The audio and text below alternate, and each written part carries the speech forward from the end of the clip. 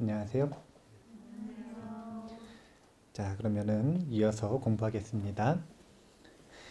지난 시간에 보조국사 진울 스님이 오랜 역사 동안 이어져 내려온 도노 점수 논란에 대한 정의를 저희가 봤습니다. 보조국사 진울 스님은 열반으로 향하는 유일한 길이라고 하셨어요. 마음을 닦는 유일한 길. 그것이 도노 점수문이다. 그 문장을 한번 다시 읽어볼게요. 대체로 도에 들어가는 데는 여러 가지 문이 있지만 요약해서 말하면 도노와 점수의 두 문에 지나지 않는다. 비록 도노 돈수가 가장 높고 수승한 금기가 들어가는 문이라고 하지만, 그러니까 이게 지금 남들이 그렇게 얘기한다는 거야, 안 한다는 거예요? 그리고 도노 돈수의 문이 있다는 거예요, 없다는 거예요? 있다는 거죠. 근데 그걸 어떻게 포섭하는지를 보셔야 되는 거예요. 그 도노 돈수라는 것도 결국은 과거를 미루어 보면 이미 여러 생 동안 깨달음에 의하여 닦아 점차로 익혀오다가 금생에 이르러 듣자마자 곧 깨달아 일시에 마치는 것이니, 실로 말하면 이 역시 먼저 깨닫고 뒤에 닦는 근기인 것이다. 자, 먼저 깨닫고, 이게 무슨 단어인가요? 도노. 뒤에 닦는 근기, 이게 뭐냐면 점수라는 거죠. 그러니까 저희 보면은 금생에 이르러 듣자마자 곧 깨달아, 이게 무슨 뜻이에요? 도노. 일시에 마치는 것이니, 예, 저 도노 돈수라는 것도 금생, 한 생을 놓고 보면 도노 돈수인 것처럼 보이지만 넓은 생을 놓고 볼 때는 결국은 도노 점수에 지나지 않는다. 이렇게 포섭을 시키고 있는 그런 이 논리들을 보셔야 돼요. 왜 도노 돈수도 있고 점호 점수도 있고 그런데 자꾸 도노 점수만 있다 그러느냐? 그런 게 어디 있느냐? 이렇게 생각하지 마시고 어떻게 포섭을 하고 있는지를 잘 보셔야 되는 거예요.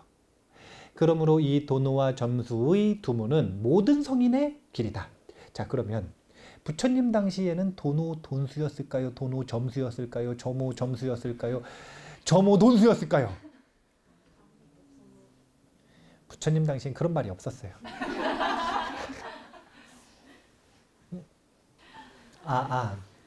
부처님 당시에는 그런 말이 없었어요. 왜 없었을까요?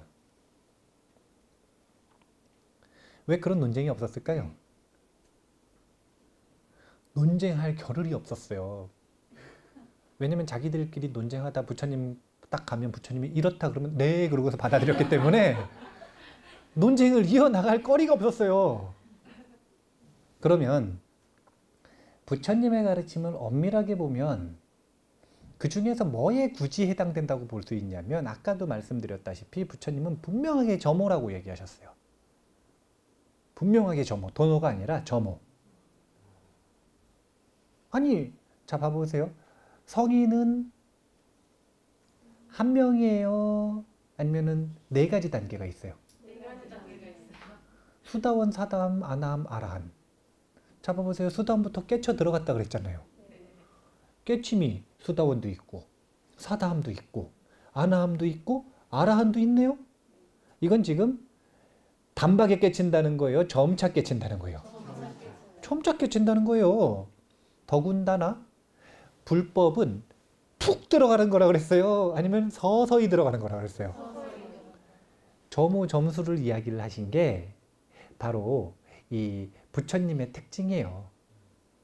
근데 이런 단어는 후대의 부처님을 평가하는 단어인 거예요. 사실은 부처님 당시에는 점호, 점수 이런 단어도 없어요.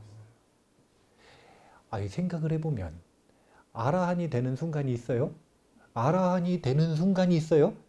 그럼 아라한이 될 때 깨달음이 완성이 되죠? 부처님 당시에는. 그래서 무학이라 그러잖아요. 무학, 무슨 뜻이냐면 배운 바가 없다는 게 아니라 배울 게 없다는 거예요. 배울 게 없다. 더 이상 배울 게 없다. 그러면은 무아의 알에 대한 이 지혜가 완성이 됐다는 거잖아요. 그러면 완성되는 순간은 1년 동안 1년에 걸쳐서 완성이 될까요? 완성되는 순간은 한순간일까요? 그래서 모든 깨달음은 돈오예요. 이런 정의로 보면 수다원의 깨달음도 돈오지 수다워 이렇게 해가지고 오래 가는 게 아니에요. 아니 돈오 돈수 뭐 점오 점수 무슨 얘기하는지 모르는 게 아니라니까요. 보조국사 진울 스님도 그 논쟁 속에서 그 사람들이 무슨 얘기를 하는 게 모르는 게 아니에요. 알아요. 아는데 그 말들을 어떻게 정의를 포섭을 하고 있는지를 잘 보셔야 되는 거예요. 그리고 그럼으로써 도노라고 하는 게 무엇인지 점수라고 하는 게 무엇인지 어떻게 정의를 하시는지를 잘 봐야 그래야 이해가 됩니다. 그리고서 또 두 번째로 논쟁이 막 심해요. 이러면 수행자들이 길을 잃기가 쉬울까요? 논쟁 없이 단 하나의 길이다. 딱 이러면은 수행자가 길을 잃기가 쉬울까요? 그러니까 왜 이렇게 함정을 파? 선배들이 후배들 함정을 그래 파는 거예요. 아니 본인들끼리 조금 입 맞춰가지고 조금 양보 좀 해서 서로 이렇게 정의하자. 좀 그거 사실은 몇 시간 걸리지도 않는 거. 고집만 부리면. 몇 시간 걸리지도 않는 거예요, 그거. 아, 그거 조금만 해놓으면 후배들이 그래 쉬운데. 그거 서로 합의를 못 해가지고. 아, 도대체 몇천 년째. 사람을 그래 헷갈리게 만들어요. 사람을 그래 헷갈리게 만들어.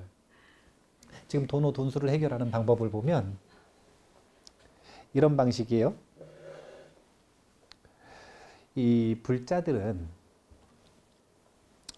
공통의 세계관이 있단 말이에요.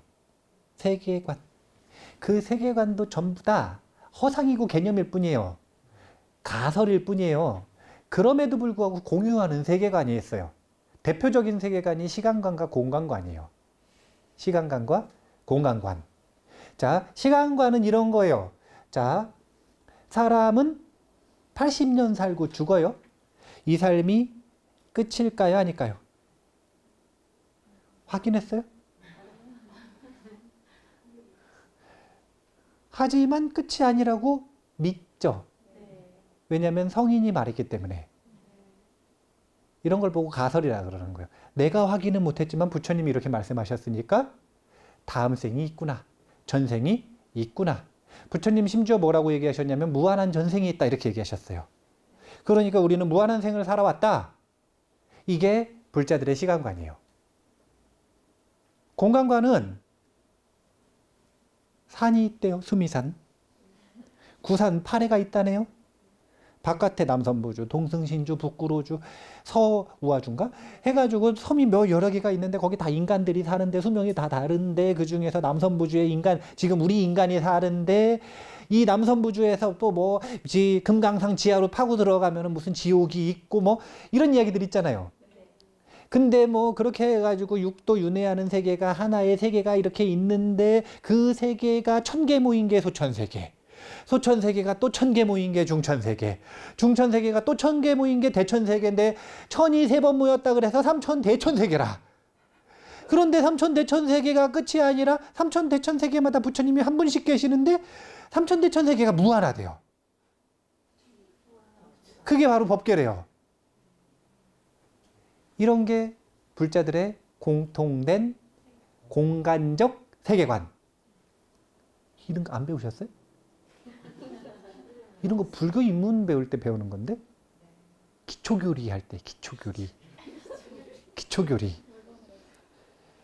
기초교리 때 뭘 배우는 거냐면 이런 걸 배우는 거예요. 기초교리일 때 공간적 세계관과 시간적 세계관, 불자들이 공유해야 되는 가설은 어떠한가? 이 세상을 어떻게 바라봐야 되는가? 근데 그 중에서 시간적 세계관을 보면 우리는 짧은 시간을 살아가고 있어요. 넓은 시간 속에서 살아가고 있어요. 공간적 세계관을 봐도 우리는 지금 요만한 방에서 살아가고 있는 거예요? 아니면 넓은 법계에서 살아가고 있는 거예요? 뭘 염두에 두느냐에 따라 넓은 세계를 염두에 두고 살아가느냐, 넓은 시간을 놓고 살아가느냐, 아니면 좁디 좁은 공간과 좁디 좁은 시간을 놓고 살아가느냐, 뭘 염두에 두고 살아가느냐에 따라 그 사람의 인색함과 마음의 광대함이 차이가 난다는 거예요.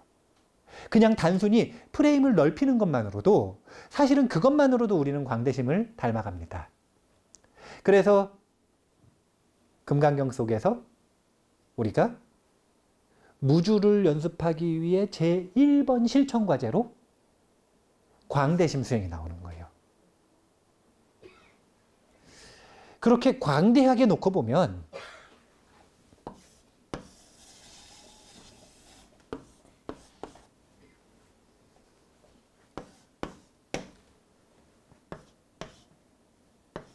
이게 지금 우리 생이란 말이에요.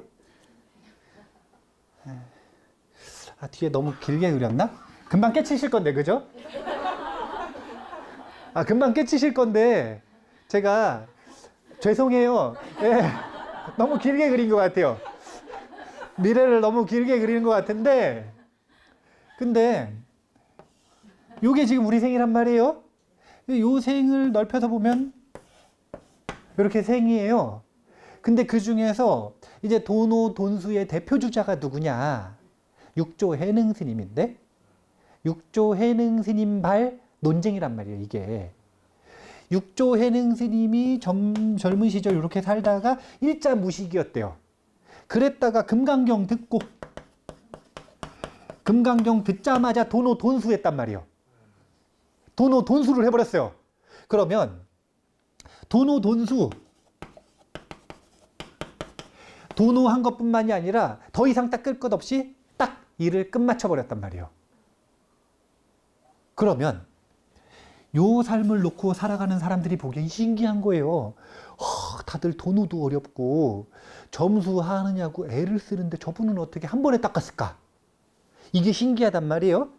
이거는 지극히 이 세속적인 시간관이라는 거예요.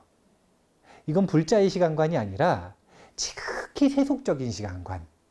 프레임을 조금만 넓혀보면 왜 여기서 이 스님이 도노 돈수가 됐느냐. 이 스님이 여기부터 수행을 하셨어요, 지금.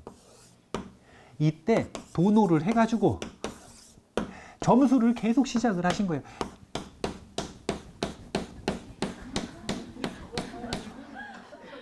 삶이 이렇게 계속 이어지는데 그동안 애를 써가지고 도노 또 하고 도노 또 하고 도노 또 하고 도노 또 하고 그래가지고 점수를 계속 한 거예요. 금강경 속에서 부처님께서 뭐라 그러시냐면 정신희유분에서 수보리존자가 묻는단 말이에요. 이 무주상의 진리가 정말 뛰어난데 저는 아라한이니까 이해가 좀 되는데 과거 500세 아니 과거가 아니지 미래 500생 뒤에 중생들이 과연 이 가르침에 대해서 깨침은커녕 이해는커녕 청정한 신심이라도 낼 수 있겠습니까? 그러니까 그때 번역을 그런 말 하지 말아라 이랬지만 아마 보조국사 진울 스님하고 확인하고 이야기할 때처럼 실제 언어는 그럴 수 있어요. 미친 소리 하지 말아라. 아니 그게 왜 미친 소리냐면 얼마나 세속적인 마인드예요. 정말 임색한 시간관 아니에요. 한 생을 놓고 보니까 그런 거지. 분명히 누군가는 과거 무량한 세월 500부처님, 5000부처님, 5만부처님, 무량한 부처님 처소에서 이 지계수복을 열심히 했던 사람들이 있단 말이에요. 이런 사람들은 그 도노 이후에 점수의 공덕이 쌓여서 지금 이 순간 금강경 딱 듣는 순간 어떤 일이 일어나냐면 청정한 믿음이 일어난단 말이에요. 이것처럼 도노 돈수라고 하는 것도 결국은 그 과거에 있었던 이 모든 도노 점수의 인이 쌓여서 도노 돈수가 된 것이다. 그러니까 사실은 어떻게 되는 거냐면 도노가 쉬울까요? 어려울까요? 어렵죠. 예. 아니 도노가 근데 내용은 얼마나 쉬워요? 아 내용은 다른 게 아니라니까요. 내가 하는 말, 내가 하는 행동, 내가 하는 생각 이것이 그냥 불성이고 이것을 바라보는 게 불성을 보는 수행이다. 이 속에서 불성을 보는 거다. 아, 얼마나 쉬워요. 이 이상 쉬운 게 어디 있어요? 이 이상 쉬운 게 어딨냐 이거예요. 아니 이 이상 쉬운 게 어디 있어요?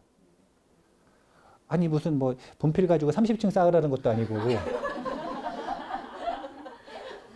이런 게 어려운 거죠. 이렇게 쉬운 게 어딨냐 이거예요. 그런데 그렇게 쉬운 걸 사람들이 받아들이지 못하고 끊임없이 의심을 해요. 이유는 다른 게 아니라니까요. 자기가 부처님이라는 걸 절대 못 믿는 거예요. 그러니까 자기는 부족한 사람이라. 그럼 뭔가 더 필요한 거예요. 더 얻어야 되는 거예요. 더 신기한 거 찾아야 되는 거예요. 정말 아주 뛰어난 일을 해야 돼요. 그래야 자기가 존귀해진다고 믿는 거예요. 자존감이 바닥을 쳤어요. 대신심을 딱 일으키는 순간 도노는 쉬워지는데 그 도노라고 하는 것이 일어나기까지 도노가 일어나기 위해서는 원인이 되는 공덕이 있을까요? 없을까요? 있겠죠. 저 지금 저희 진울 스님이 학인이 물었잖아요. 견성을 이제 했는데 왜 신통변화를 못 일으킵니까? 그러니까 미친 소리 하지 말아라 이렇게 하셨죠. 근데 진울 스님한테 미친 소리 하지 말아라 이런 이 혼나는 말을 들을지는 모르나 그 학인이 애를 쓰고 열심히 했던 사람일까요? 아닐까요? 했던 사람이니까 견성에 대해서 올바른 표현을 들을 수 있는 공덕이 있고 도의 앞뒤를 들을 수 있는 공덕이 있고 진리의 근본과 지마를 구분할 수 있는 기회가 생긴 거 아니에요. 그렇게 앞에서 애썼던 과정이 없으면 도노는 안 일어난다 이거예요. 그래서 도노 점수라고 표현을 하지만 도노 점수의 앞에도 사실은 이 도노 점수를 위한 점수가 있을 것이고 그리고 도노 점수가 완성되는 순간 그 순간을 도노 돈수라고 하는 거예요.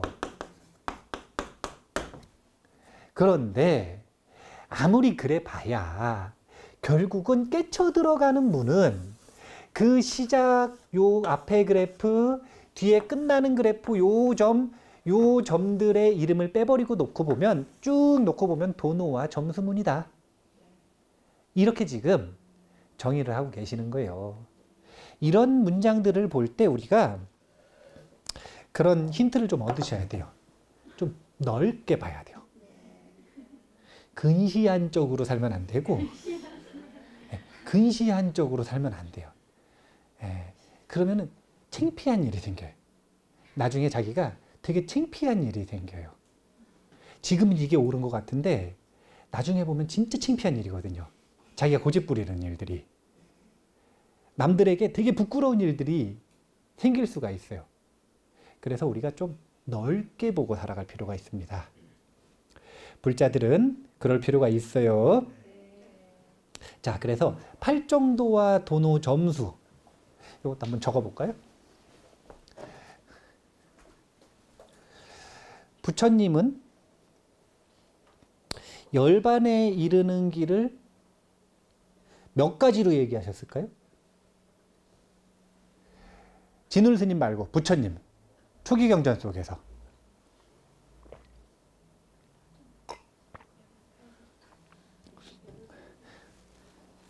열반에 이르는 길은 팔지성도 아니에요. 팔지성도 8가지 가지의 성스러운 길, 팔정도로 열반에 이르는 거예요. 부처님의 설법은 그거예요. 그러면 팔정도는 도노 점수에 해당될까요? 도노 돈수에 해당될까요? 점우 점수에 해당이 될까요? 팔정도는 또 재밌는 게 도노 점수에 해당이 돼요. 그러니까 아직 저희가 뭘 공유를 안 했기 때문에 이해가 안 되시는 거냐면 도노의 개념을 공유를 안 했기 때문에. 근데 제가 지금 공유를 할까요? 안 할 거예요. 왜냐면 보조국사 진울 스님이 아직 얘기를 안 하셨잖아요. 보조국사 진울 스님이 얘기를 안 했는데 내가 얘기를 하면 다음 시간에 재미가 없잖아요. 그러니까 아직 얘기를 안 하고 뭔가 뭔가 좀 애매하게 뜬구름 잡는 것 같은 뭔가 불분명한 그런 추상적인 개념을 가지고 지금 계속 얘기를 하는 거예요. 그런데 뒤에 도노가 무엇인지에 대한 명확한 개념을 보고 나면 팔정도하고 구조가 똑같다는 거예요. 힌트를 드리자면 팔정도는요, 보면은 정견, 정사유, 정어, 정업, 정명, 정진, 정념, 정정 이렇게 되죠. 근데 이제 요걸 하려고 그러는 게 아니라, 자, 정견부터 시작해서 정까지 있죠. 정견, 정정. 그러면 팔정도는 일직선일까요? 아니면 여기 끝을 이렇게 연결을 해서 그려놓은 원일까요? 자, 원이라고 하는 건 무슨 뜻이냐면 한 바퀴 돌면 끝이라는 거예요? 두 바퀴째 또 있다는 거예요? 두 바퀴째 또 있다는 거죠? 세 바퀴째도 있다는 거예요? 없다는 거예요? 있다는 거죠. 이거는 되게 중요한 논쟁이에요, 사실은. 이건 원래 전통적으로 있는 논쟁이에요. 그게 뭐냐면, 자, 만약에 이 일직선이다. 그럼 정견이 시작이죠. 그래서 정정을 완성하기 위한 거죠. 그래서 선정주의가 되는 거예요. 선정을 완성하기 위해서 앞에 것들이 전부 이렇게 필요하다라는 거예요. 그런 논리가 형성이 되는 거예요. 그런데 이게 이렇게 붙어버리잖아요. 그러면 결국은 정정을 통해서 다시 정견을 일으키기 위한 거죠. 제가 그래서 뭐라고 표현을 하냐면 원래 팔제성도는 팔정도가 아니라 구정도다. 원래 이렇게 얘기를 하죠. 왜냐면은 정견에서 시작해서 정사유, 정어, 정업, 정명, 정진, 정념, 정정이라. 그렇겠죠. 그런데 처음 시작할 때의 정견과 한 바퀴 돈 다음의 정견은 같은 정견일까요? 다른 정견일까요? 다른 정견이니까 똑같은 정견이면 팔정도가 맞는데 정정 다음에 다른, 만약에 생각을 해보세요. 정정까지 했어. 정사유 잘했고 정어 잘 닦았고 정업을 잘 닦았어요. 그래가지고 신구이를 잘 닦은 거죠. 정견을 바탕으로 한 신구이를 잘 닦았단 말이에요. 그러면은 삶이 변하겠어요? 안 변하겠어요? 삶 전체가 변하겠죠? 정견에 맞춰서 삶도 변했어요. 거기다가 이를 바탕으로 해가지고 이 정진의 흐름도 강력하게 생겼어요. 올바른 정진의 흐름이. 그랬더니 올바른 깨어있음이 생겼네요. 그래가지고 선정에 들었어요. 그래가지고 얻은 정견이 그전하고 똑같으면, 아니 할 게 뭐예요 그게 도대체. 의미 없는 거 아니에요. 의미 없는 거. 애를 써가지고 다시 얻은 정견이 같을 리가 없다 이거예요. 그러면은 두 가지를 써야죠. 정견, 정견. 그래서 사실은 원래는 구정도에 가까운 거예요. 그런데 그렇게 하면은 일직선상의 이야기가 되는 거죠. 요걸 갖다 붙이려니까. 정견과 정견이 이름이 똑같으니까 갖다 붙인 거예요. 근데 엄밀히 얘기하면 처음의 정견은 무슨 정견이라고 하냐면 세속정견이라고 합니다. 세간정견. 세간정견은 무슨 뜻이냐면, 자, 변하는 것은 쾌락인가요? 고통인가요? 그걸 아는 걸 고성제라 그러거든요. 근데 그렇다 그래가지고 고를 막 절감을 해요.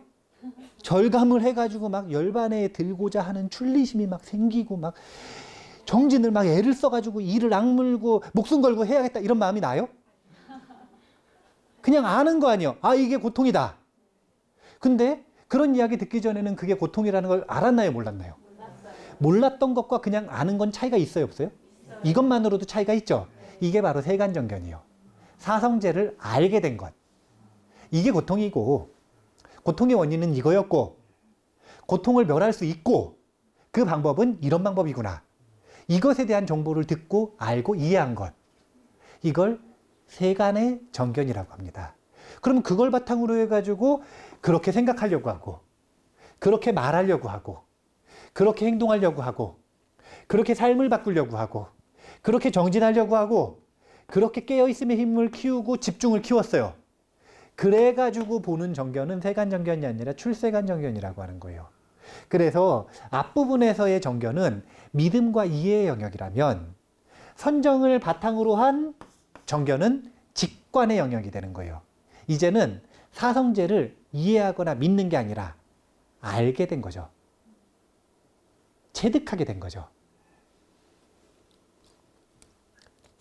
자, 이 이야기를 왜 했느냐? 그래서 결국은 열심히 사유해요. 열심히 말을 교정하려고 열심히 노력을 해요. 신구이 삼업을 열심히 닦는단 말이에요. 삶도 바꾸려고 노력을 해요. 정진도 하려고 노력을 해요. 깨어있음 수행도 하고 선정수행도 해요. 근데 그 모든 것 앞에 정자가 붙어 있죠. 이게 뭐냐면 정견을 바탕으로 사유한다는 뜻이에요. 정견을 바탕으로 말한다는 뜻이에요. 이 얘기는 무슨 얘기냐면 모든 그 나머지 칠지 성도에 근본에는 뭐가 있다는 거예요. 그게 바로 도노에 해당되는 거예요. 초기 불교에서는. 사성제를 모르고 열심히 수행을 해요. 이런 걸 우치선이라 그러는 거예요. 초기 불교에서는. 그래서 심지어 뭐라고까지 얘기하시냐면 사성제 8정도에서 벗어난 가르침은 불교다, 불교가 아니다? 불교가 아니다. 이렇게 얘기하시잖아요. 이게 무슨 뜻이냐면 사성제에 대한 암 없이, 즉 도노 없이 어떻게 수행하느냐 이거예요. 그건 사텐도지. 사텐도지. 여기서도 앞뒤와 근본과 지말이 있을까요, 없을까요? 여기서도 보면 8정도에서도 눈에 보이시죠?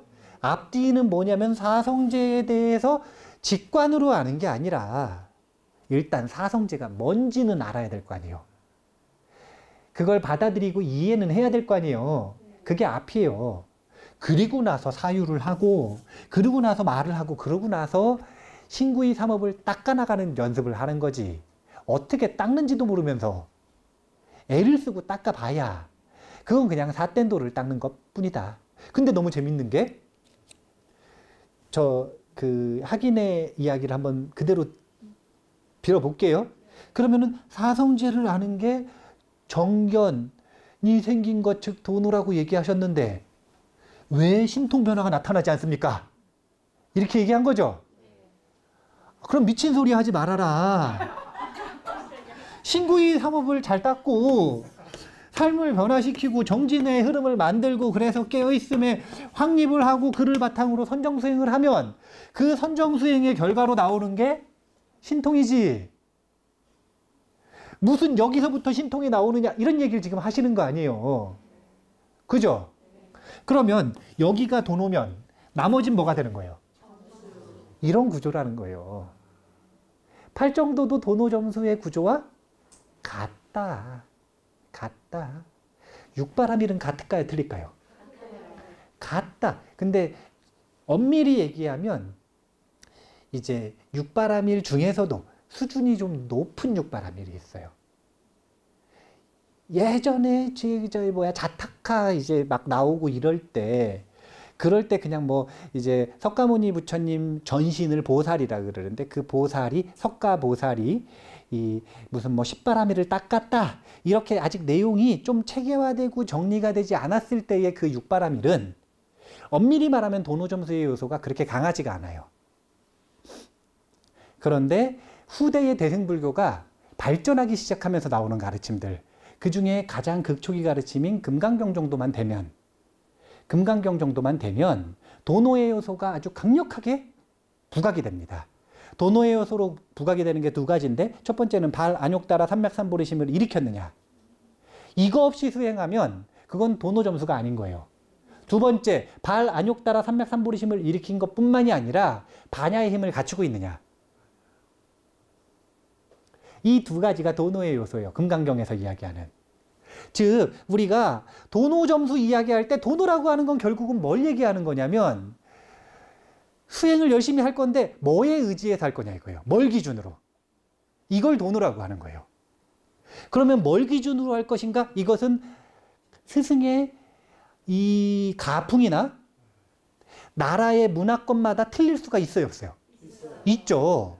네, 보조국사 스님이 도노라고 얘기하는 것과 부처님이 도노라고 얘기하는 그 도노의 내용은 같을 수도 있고 틀릴 수도 있죠. 그런 거예요. 벌써 내용이 틀리잖아요. 언어가 벌써 틀리잖아요. 부처님은 사성제를 아는 것이 도노, 정견이다 이렇게 얘기하셨잖아요. 금강경 속에서 보살 수행을 할 때는 원보리심을 일으키는 것이 도노가 되는 거예요. 그 도노를 얼마나 까다롭게 할 것인가, 얼마나 수준 높게 볼 것인가, 아니면 얼마나 수준을 낮출 것인가. 자, 수준을 낮추면 들어오는 사람들이 쉬워요, 어려워요? 쉽죠? 수준을 높이면 어려워요, 쉬워요? 어려운 대신에 하이 리스크, 하이 리턴.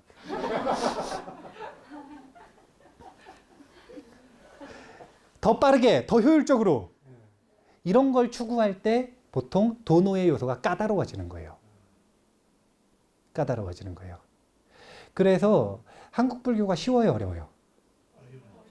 왜 어렵냐면 한국 불교가 맨날 이야기를 하잖아요. 본인들에 대해서 뭐라고 얘기하냐면 최상승선이다. 이 얘기는 무슨 얘기냐면은 하이 리턴이라는 거예요, 로우 리턴이라는 거예요. 하이 리턴이라는 거잖아요. 그러니까 도노의 요구 조건이 까다로운 거예요. 그 까다로운 것 중에 우리가 지금 딱 하나만 하고 있는 거예요. 아니, 가나선 3대 요건 중에 첫 번째 것만 하고 있는 거 아니에요, 우리가. 가나선 최상승선을 하기 위해서 3대 요건이 있다 그랬잖아요. 첫 번째는 대신심, 대분심, 대의정인데 수심결에서는 그 중에 대신심만 하고 있는 거예요. 그러니까 도노의 요소가 조금 덜한 거라. 그렇게 도노의 내용은 달라질 수 있다는 거예요. 그래서 거기에 어떤 내용을 집어넣을까, 이것은 시대나 문화에 따라 그리고 상황에 따라 끊임없이 변할 수 있어요. 그건 얼마든지 변할 수 있는 거예요. 어차피 말인데 규칙인데 뭘 못 변할 게 뭐예요. 계약서 좀 다르게 쓴다고 뭐 달라지나? 근데 중요한 건 변하지 않는 바는 뭐냐면 도노는 그 뒤에 수행을 이어나가는 데 있어서의 의지처라는 거예요. 무엇에 의지해서 무엇을 바라보면서 수행할 것인가. 이것은 변하지 않는 거예요. 그것은 보리심을 바라보면서 수행을 하든 반야를 바라보면서 수행을 하든 대신심을 바라보면서 수행을 하든 사성제를 바라보면서 수행을 하든 그 내용은 달라질 수 있지만 의지처라는 건 똑같다라는 거예요. 그래서 도노는 수행자의 의지처다. 이 의지처가 명확하게 생기면 길을 잃을 가능성이 높아질까요, 낮아질까요? 지금 보조국사 진울 스님은 자꾸 제자들이 길을 잃는 건 이렇게 해결하고 싶은 거예요. 명확한 의지처를 주고 싶은 거예요. 제자들에게 있어서 보조국사 진울 스님은 의지처가 될까요, 안 될까요? 근데 언제까지 할 거예요, 도대체? 언제 죽을 줄 알고요? 언제 죽을 줄 알고요? 스스로 내면의 의지처가 있어야 되잖아요. 그 의지처를 만들어주고 싶은 겁니다. 이해가 좀 되시죠? 네. 팔정도와 도노 점수. 그래서 정경과 정정 뭐가 중요하냐 이거예요. 즉 예로부터 모든 성인들이 먼저 깨닫고 뒤에 닦았으며 이 닦음에 의하여 증득한 것이다. 그러므로 이른바 신통 변화는 깨달음에 의하여 이게 뭐예요? 점차로 익혀서 나타나는 것이지. 점차로 익혀서 이게 뭔가요? 즉 도노에 의한 거라는 거예요? 아니면 도노에 의지한 점수에 의한 거라는 거예요? 도노에 의지한 점수에 의해서 신통변화가 나타난다는 거죠. 그러니까 점수에 의해서 나타나는 것이지 깨달을 때에 바로 이건 뭐냐면 도노 때 나타나는 것은 아니다. 여기까지가 보조국사 진울 스님이 그게 왜 미친 소리인지를 이야기를 하신 거고 이제는 경을 인용해 가지고 증거를 보여주시는 겁니다. 경에 말씀하시기를 이치인즉 도노이어서 깨달음과 동시에 번뇌가 녹여지지만 이치로는 그렇다는 거예요. 이치는 도노했어요. 그럼 물로 깨쳐버렸어요. 그럼 깨쳤으면 더 닦을 게 있어야 돼요, 없어야 돼요? 그게 이치지만 그런데 실제에 있어서는 현실은 한꺼번에 없어지지 않아서 차례로 따라서 없어진다 하셨다. 이치로는 그렇지만 즉 논리적으로 따져보면 그렇지만 현실은 그렇지가 않더라. 그래서 보면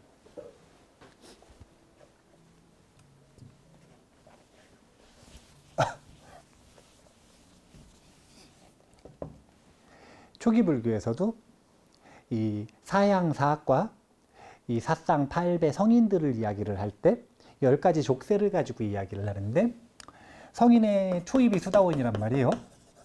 근데 이 수다원은 3가지가 끊어졌다 그래요. 첫 번째 족쇄는 의심, 두 번째는 계금취견, 그리고 세 번째가 유신견이라고 하는 게 끊어지는데, 제일 중요한 건 이건데, 유신견은 뭐냐면 오온이 나라고 하는 생각이에요. 오온을 나라고 여기는 생각. 이 생각이 끊어졌다 이거예요. 자, 봐보세요. 생각이 끊어졌어요? 본능이 끊어졌어요? 예. 수다원은 생각이 끊어진 거예요. 즉 믿음과 이해의 영역이라는 겁니다. 그러면 유신견이 끊어졌어요. 그럼 부처님 당시에 언어로 본다면 저걸 도노라고 얘기할 수 있을까요? 없을까요? 있겠죠? 그러면 이 유신견이 끊어진 무아에 대한 알미 시작된 건데, 그래서 성인의 흐름에 들었다고 표현을 하는 거예요. 그러면 이 무아에 대한 알을 도노라고 친다면 이 도노를 바탕으로 점수를 하겠죠.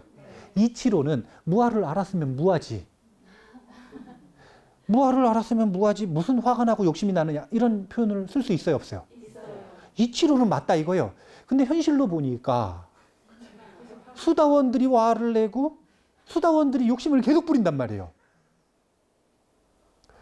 우리가 저걸 모르니까 자꾸 성인에 대해서 잘못된 환상의 성인관을 가지고 있는 거예요. 근데 초기경전 니까야 속에 보면 그대로 기록을 하거든요. 수다원들이 승질을 내. 수다원들이 장사하면서 욕심을 부린단 말이에요. 상인 수다원들도 많았고 왕들도 수다원인 경우가 많았고, 그럼 전쟁을 해요. 전쟁을.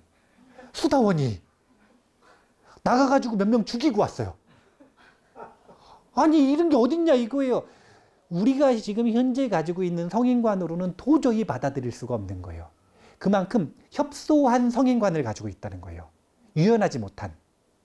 부처님 당시의 성인관은 무아에 대한 믿음과 이해가 생기면 수다원이라고 했던 거예요.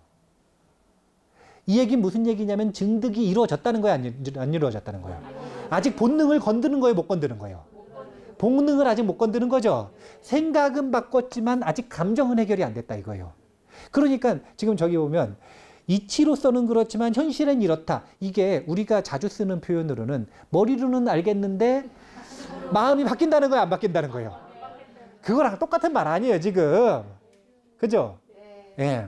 그래서 보면은 너무 재밌는 게 수다원 다음이 뭐냐면 사다함이죠. 사다함은 뭐가 끊기냐면 감각적 쾌락에 대한 욕구. 그 다음에 이 남에게 해코지하고자 하는 적의. 즉 탐욕과 분노가 희미해지기 시작하면 사다함. 완전히 끊어지면 아나함이라고 얘기를 하는 겁니다. 이 얘기 무슨 뜻이냐면 실제에 있어서는 한 번에 없어져요? 차례로 없어져요? 차례로 없어지는 과정이 사양 사과로 표현이 됐었던 거예요. 도노는 수다원이 될 때 유신견이 사라지는 거, 이걸 도노라고 하는 거고, 그 다음에 어떤 과제가 남았냐면 탐욕과 분노를 희미해지게 만들고 사라지게 만들어야 될 거 아니에요. 그 과제를 수행해 나가는 게 지금 점수를 이어나가고 있는 거예요. 이거를 저기 선불교에서는 보림이라고 표현을 하는 거예요. 보림한다. 보림한다. 이 보림을 어떻게 표현을 하냐면, 자, 견성을 해가지고 부처님과 내가, 성인들과 스승들과 내가 전혀 다르지 않은 불성을 똑같이 가지고 있다라는 견성, 이 대신심에 대한 확신이 생겼어요. 그럼 견성을 했잖아요. 그런데 현실과 이상이 맞지가 않는 거예요.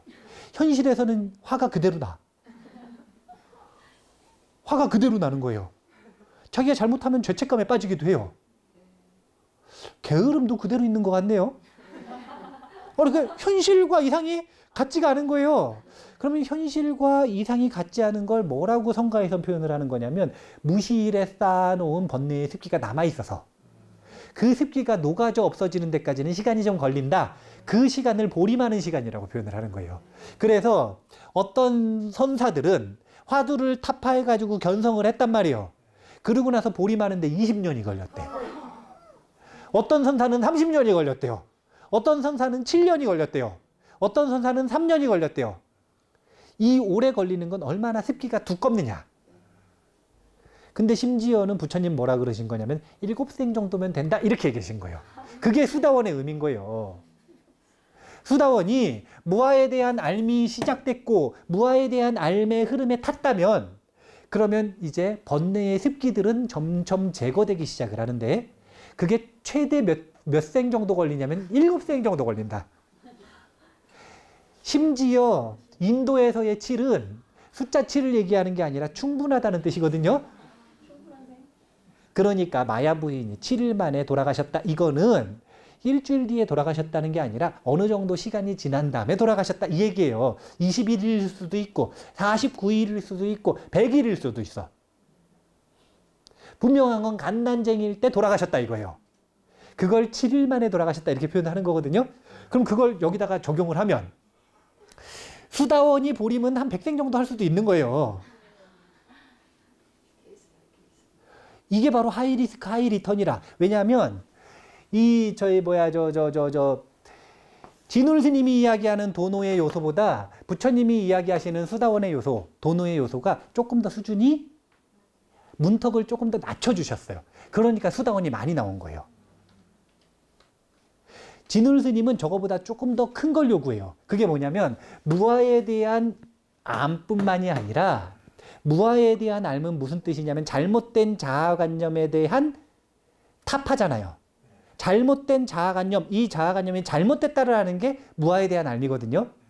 근데 여기다 플러스 알파로 뭘 아는 거냐면 그래서 내가 경험하고 있는 이 경험의 마음의 본질이 무엇인가에 대한 암까지 요구를 하고 있는 거예요.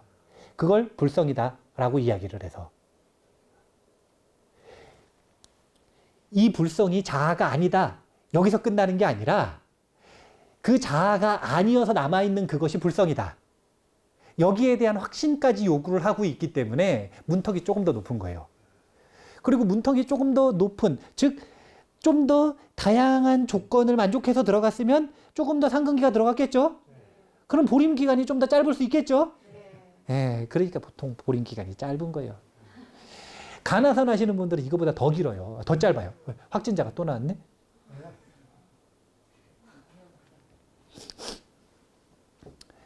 간화선 하시는 분들은 이거보다 더 길어요. 더 길어. 왜냐면 간화선 할 때는요. 대신심 이거는 깨친 게 아니라 대신심은 조건이라니까요. 지금 여기 저희 보조국사 진울 스님은 대신심을 가지고 도노라고 이야기를 하는데 간화선 할 때는 대신심은 화두를 타파한 게 아니라 화두를 타파하려고 화두를 잡기 위해서 필요한 첫 번째 조건. 이게 대신심인 거예요. 거기다가 대의심.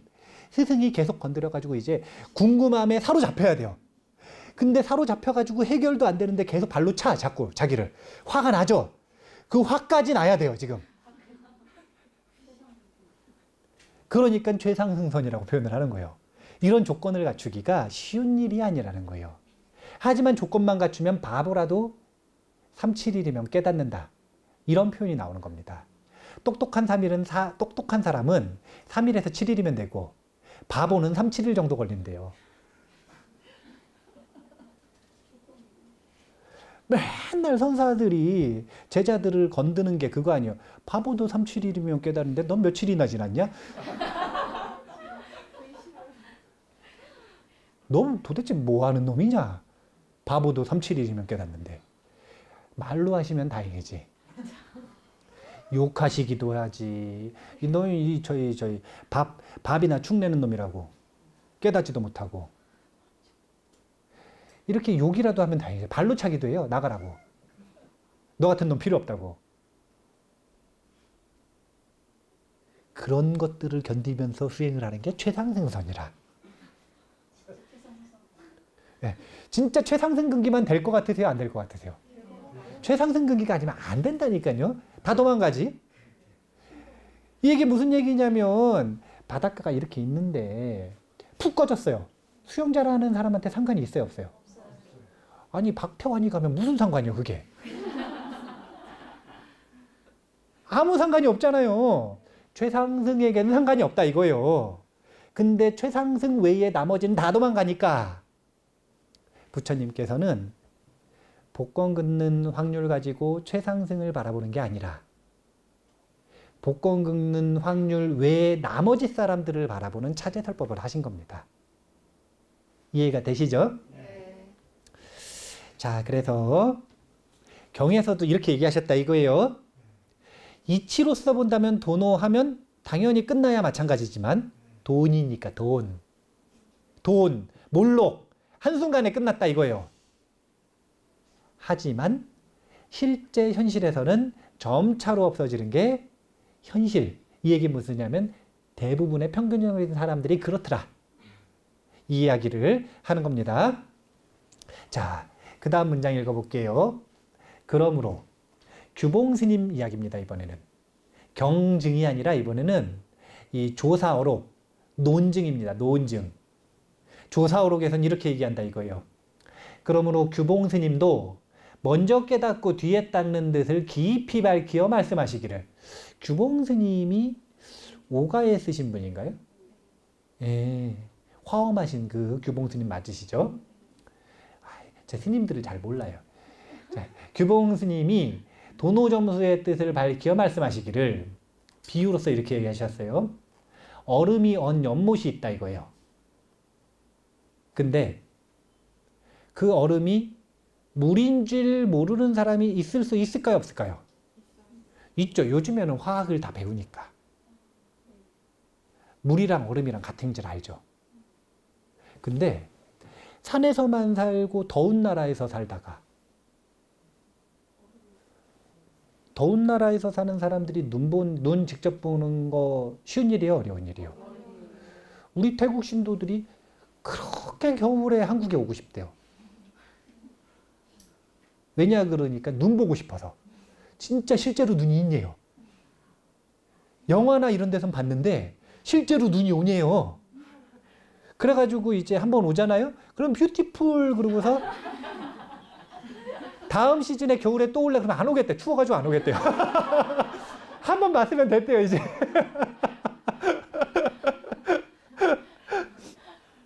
그러니까 얼음을 한 번도 못 본 사람이 있을 수 있잖아요. 그럼 그 사람이 도대체 이 얼음이 물인 줄 어떻게 알아요?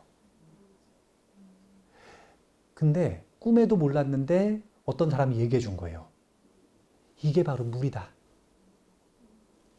도저히 믿기지가 않아요. 이건 얼음인데? 이게 얼음인데 이게 어떻게 물이야? 하지만 그 사람이 이야기하는 걸 신뢰를 가지고 계속 들어보니까 믿음이 가기 시작했어요. 그래서 이제 알았다 이거예요. 물인 걸 알았다. 그러면 물인 걸 알았다. 이건 도노죠.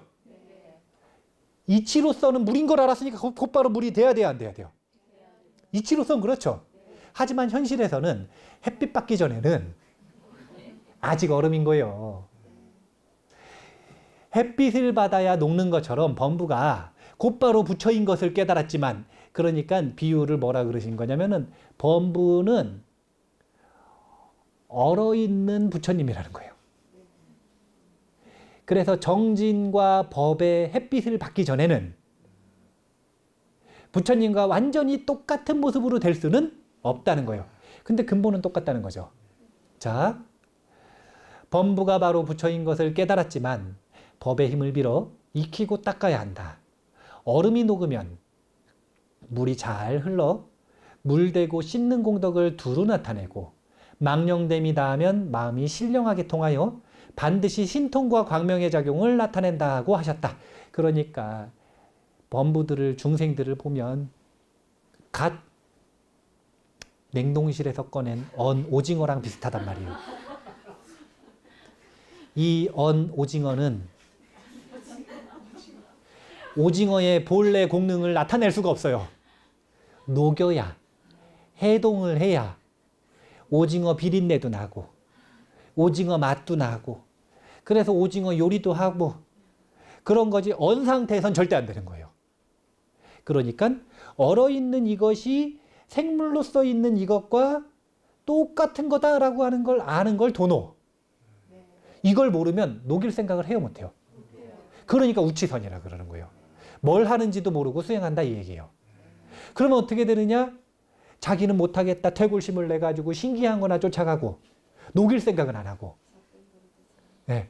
삿된도를 쫓아가면 삿된도를 쫓아가가지고 신통이라도 얻으면 다행인데 그렇게 해서는 또 신통도 못 얻어요. 그렇게 해가지고 신통도 얻을 수가 없거든요. 그러니까 안타까운 거예요. 그래서 신통과 광명의 작용이 나타나려면 이렇게 점수, 즉 선정의 힘을 빌러야 된다. 이 이야기를 하는 겁니다. 이렇게 보면 신통변화는 하루에 능히 이루어지는 것이 아니라 점차로 익힘으로써 나타나는 것임을 알 수 있다. 도노의 원인이 있는 것이 아니라 점수의 원인이 있다. 이렇게 인과 과를 분명하게 연결해서 우리가 알아야 그 학인들이 저 학인처럼 미친 소리를 안 할 수가 있는 거예요. 네. 자, 깨친 사람의 경지에서는 신통이 오히려 요망하고 괴이한 일이며 또한 성인에 있어서는 지말적인 하찮은 일이어서 혹 불일 수 있더라도 잘 쓰지 않는다. 깨친 사람의 경지에서는 신통은 요망하고 괴이한 일이고 그리고 지말적이고 하찮은 일이다 이거예요. 왜 요망하고 괴이한 일일까요? 신통을 일으키면 모르는 사람들을 현혹시키잖아요.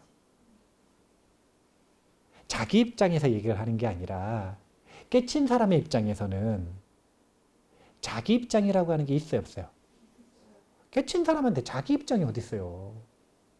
깨쳤다는 게 자아에 대한 관념이 깨진 건데 자기 입장이 어디 있어요? 그럼 깨친 사람은 무슨 입장에서 보는 거냐면 중생의 입장에서 볼 때 이 얼마나 요망하고 괴이한 일이냐 이거예요. 그거 신통 한 번이라도 본 사람들은요. 수행한다 그러고 맨날 신통만 쫓아요. 수행할 때 한 번이라도 신기한 일이 일어나잖아요. 그럼 앉을 때마다 그 일만 쫓아. 안 일어나면 자기는 수행 못한 거고 나는 죄인이고 나는 수행 못하는 바보 같은 사람이고 자꾸 자존감을 낮춰요. 그거 하기 위해서 수행하는 게 아닌데. 그래서 삿된도라 그러고 마라의 길이라고 하고 사탄의 길이라고 하고 사탄의 길이라고는 안 하네요. 불교에서는. 그 다음에 또 성인에 있어서는 지말적이고 하찮은 일이라 이거예요. 지말적이라고 하는 게 뭐에 비해서 지말적인 거냐면 아니 신통이 일어나는 게 지혜랑 비교했을 때 얼마나 지말적인 일이냐 이거예요. 반야지혜를 통해서 꿈 깨는 게 중요하지. 꿈속에서 날아다니는 게 뭔 중요하냐 이거예요. 꿈 깨는 게 중요하지. 꿈속에서 부자 되는 게 뭐 중요하냐 이거예요. 깨친 사람의 입장에서는. 못 깨친 사람의 입장에서는 이게 꿈이라고 아무리 얘기를 해봐야 자기는 꿈이 아니라 현실이라. 그러니까 부자 되는 것도 중요하고 명예 얻는 것도 중요하고 건강해지는 것도 중요하고 관계를 막 애를 써가지고 막 이렇게 잘하는 것도 중요하죠. 근데 반야지혜가 강렬한 사람은 그런 게 뭐가 중요하냐 이거예요. 그거 말고 깨치는 게 중요하지. 꿈 깨는 게 중요하지. 그럼 꿈 깨고서 가난하게 살라는 게 아닙니다. 꿈 깼으면 이치로서는 곧바로 깨야 돼요, 안 깨야 돼요? 근데 현실에서는 아직 자고 있어요, 안 자고 있어요?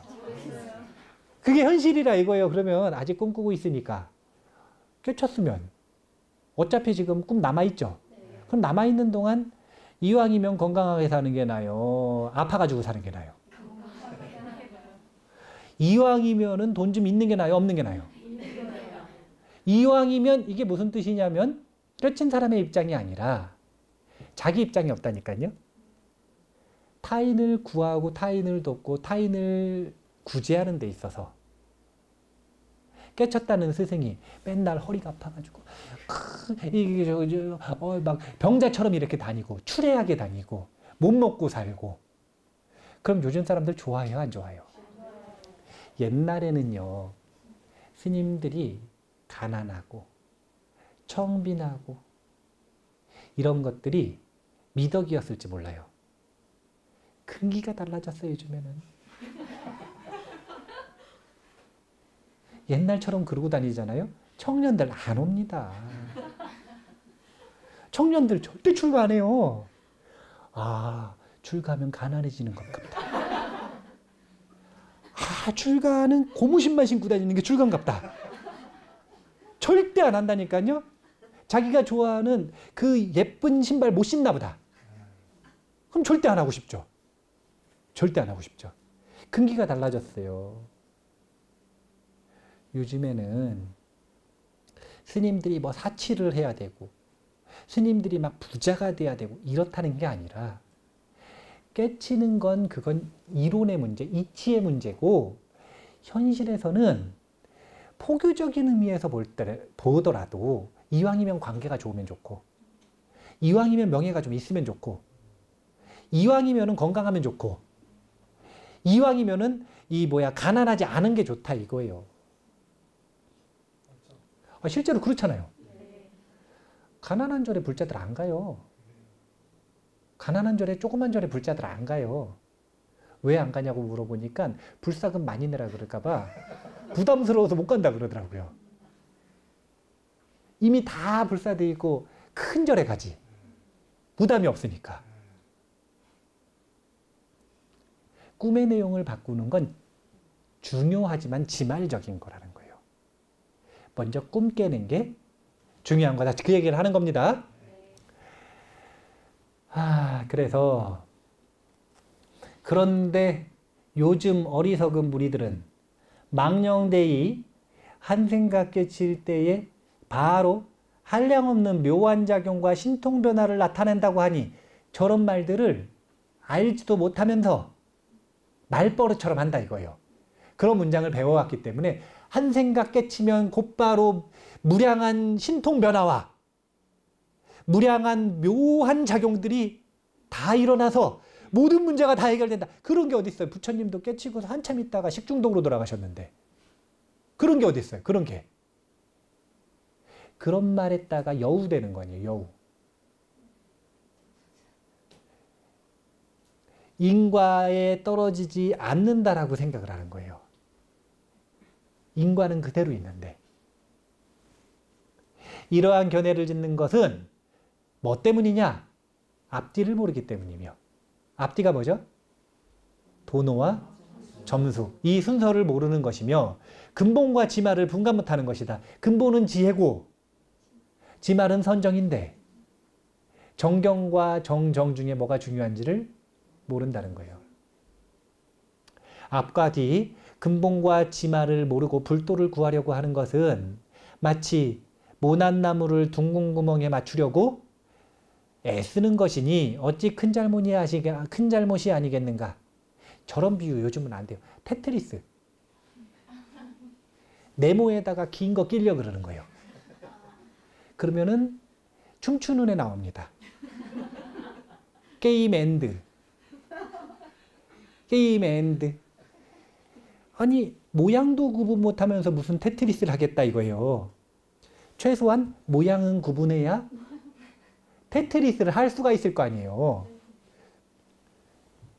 앞과 뒤 근본과 지말을 모르고 불도를 구하는 건 그런 어리석은 선, 우치선이다. 이렇게 단정적으로 이야기를 하시는 겁니다. 이미 방편을 모르기 때문에 미리 어렵다는 생각을 해요. 그러니까 왜 태고심이 났던 거냐면 앞과 뒤와 근본과 지말이 뭔지를 정확하게 못 배웠던 거예요. 그러면 도대체 근본이 뭔지, 그래서 도노에 의지해야 되는데 도노가 뭔지를 정확하게 모르겠는 거예요. 그럼 어떻게 생각하면 도노가 되게 어려운 거라고 생각을 해요? 쉬운 거라고 생각을 해요? 점점 몰라요. 그럼 점점 더 어려운 거라고 생각을 하죠. 이렇게 영적 허영심이 커지는 거예요. 근데 주사 맞으려고 기다리고 있으면 점점 무서워요, 안 무서워요? 근데 맞아보니까 아파요, 안 아파요? 생각보다. 아유, 최고 아프다는 불주사도 그렇게 안 아프더만. 아무리 아프다고 해봐야 기다릴 때 생각하던 그 아픔보다는 덜 아프잖아요. 딱 현실에 맞닥뜨리는 순간 생각보다 별거 아니네. 이거 알게 되죠? 사실은 저 도노도 그랬다는 거예요. 보조국사 진울 스님이 중생들 못 깨치게 밖으로 밀어내는 사람도 아니고 그렇게 어려운 걸 요구했겠어요? 부처님이 이건 나 혼자 가야 되는 길이다. 절대 다른 사람들 못 들어오게 무슨 레이싱 할 때 끼어들게 하면서 막 막아서기 하면서 절대 못 들어오게 하는 그런 분도 아니고 다 들어올 수 있게 눈 있는 자 누구나 와서 보라. 지금 당장 확인할 수 있는 가르침이다. 이렇게 말씀하시는 분이 어려운 걸 이야기할 리가 없다 이거예요. 알면 어렵다는 생각을 안 냅니다. 근데 모르니까 어렵다는 생각을 내고 스스로 물러나. 이게 뭐냐면 퇴골심을 낸다 이거예요. 그래서 부처의 종성을 끊어버린다 이겁니다. 스스로만 부처의 종성을 끊나요? 아니면 남한테까지 부처의 종성을 끊나요? 남한테까지 끊는다 이거예요. 뭐가 중요한지 모르고 자꾸 치말적인 얘기만 하고 자꾸 이제 뭐 절 짓는 얘기, 교회 짓는 얘기, 교회에선 하나님 얘기 안 하고 절에선 부처님 얘기 안 하고 돈 내라고 하고 건물 짓는 얘기하고 법적으로 이러면 안 된다 그러고 정치인 너희들이 이러면 안 된다고 자꾸 얘기하고 그래서 저 사람 찍어주지 말자고 얘기하고 이런 얘기하는 게 그게 어떻게 종교냐 이거예요. 거기에 어떻게 부끄럽게 마루 종자를 붙이느냐 이거예요. 이름 자체를 바꿔야죠. 잡교.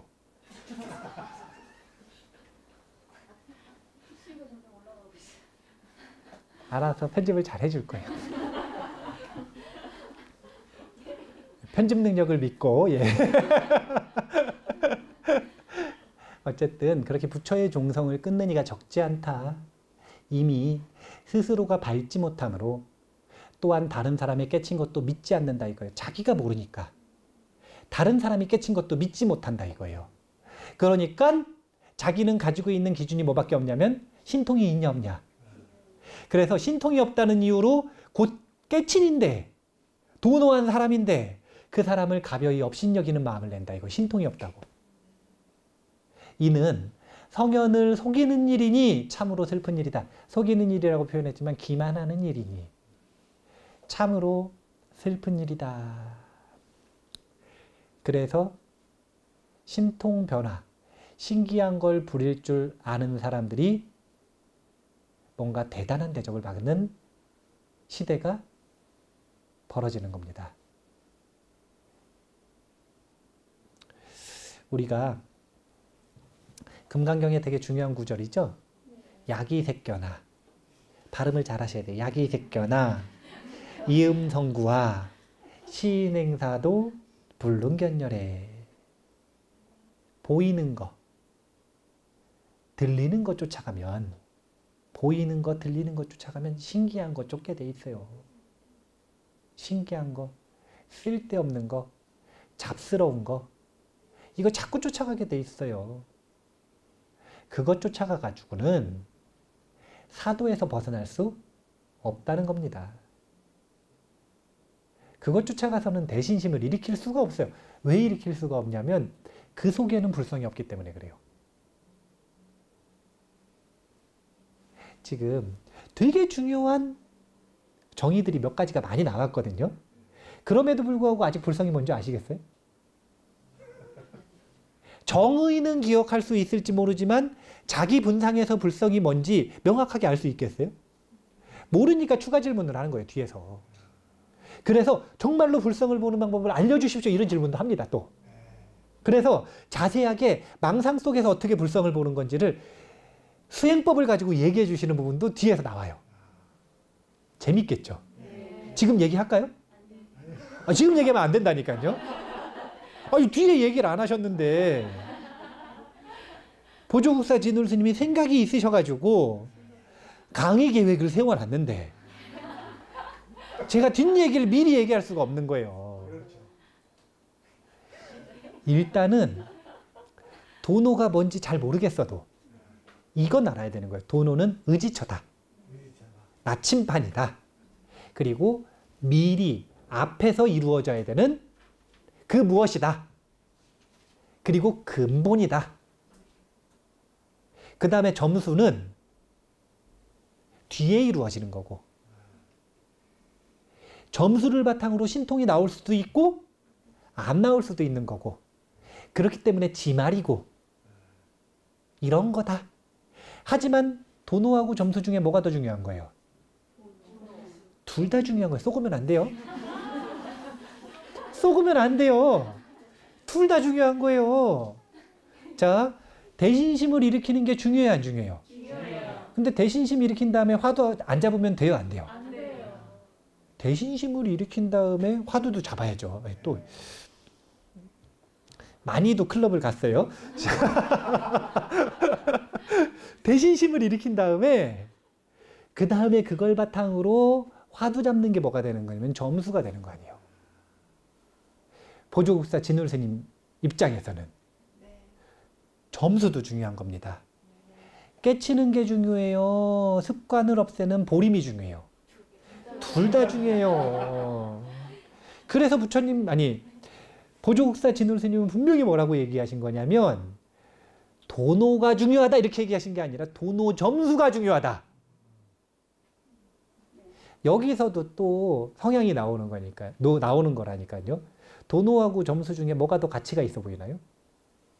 뭐가 더 신기해 보이나요? 도노가 더 신기해 보이잖아요, 솔직히. 그러니까 도노가 더 중요하다 자꾸 이렇게 생각을 하는 거예요. 그런 자기 성향에 쏘으면 안 돼요. 도노와 점수가 둘 다 중요하다. 그래서 마음 닦는 길의 유일한 문은 도노문이 아니라 도노 점수문인 거예요. 이제 도노하고 점수가 중요하다는 거 아시겠죠? 그리고 도노가 앞이고 점수가 뒤라는 거 아시겠죠? 도노의 지혜가 근본이고 점수의 선정 수행이 지말이라는 거 아시겠죠? 예. 하지만 도노가 구체적으로 뭐고 어디까지고 점수라는 건 도대체 뭘 닦아야 되고 이건 아직 모르시겠죠? 당연히 모르실 수 있죠. 다음 시간에 해야 되는 거니까.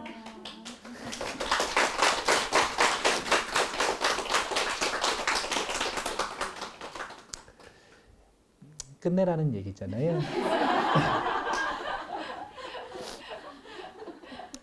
제 입장만 고려하면 안 되고 제 입장만 자꾸 이렇게 하면 안 되고 이제 우리 들으시는 분들의 입장을 고려를 해야 되니까 일단 오늘 도노 점수가 중요하다라고 하는 이 아주 중요한 이야기가 잘 전달이 된 것 같으니까요.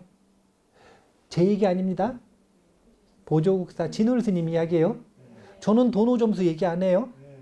원보리심 후 행보리심 이야기하지. 가풍마다 틀린 거예요. 사람마다 중요시 여기는 내용, 컨텐츠가 다 틀린 겁니다. 하지만 구조는 똑같다는 거. 이걸 오늘 보여드린 거니까요. 꼭 의지처를 가지고 수행을 하시면 좋겠어요. 그게 외부의 의지처든 아니면 내면의 의지처든 그렇게 안정적으로 수행을 해나갈 수 있는 기반을 마련하셨으면 좋겠습니다. 오늘 이만 마치겠습니다. 감사합니다.